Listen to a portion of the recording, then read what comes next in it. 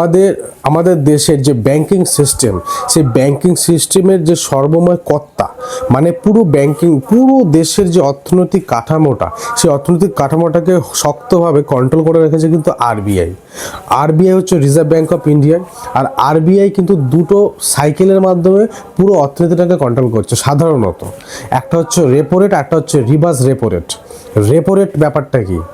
Repo rate হচ্ছে যে ইন্টারেস্টে আরবিআই কোনো ব্যাংকে টাকা দেয়, মানে ধার দেয়।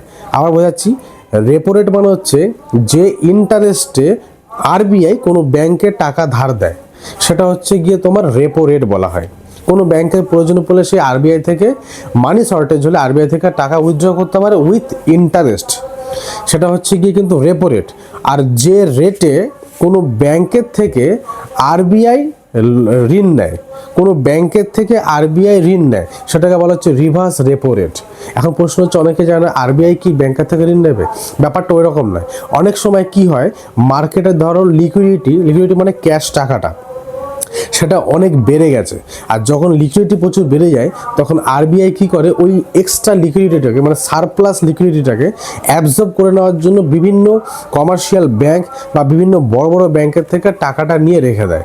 তার ফলে কী হচ্ছে, সাধারণ মানুষের কাছে কিন্তু আস্তে আস্তে সেই এক্সেস অ্যামাউন্ট অফ টাকার যে অ্যাভেলেবিলিটিটা, সেটা কিন্তু কমে আসে। এটা ডাইরেক্টলি হয়তো তোমরা ভিডিওটা থেকে বুঝতে পারবে না, আমি জাস্ট ফ্যাক্টটা বলে দিচ্ছি।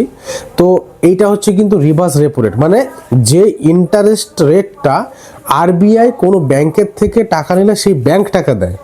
আর রেপো রেট হচ্ছে আরবিআই যখন কোনো ব্যাংকে টাকা দেয়, সেই ব্যাংক যে পরিমাণ ইন্টারেস্ট রেটটা আরবিআইকে দেয়, সেটা হচ্ছে রেপো রেট।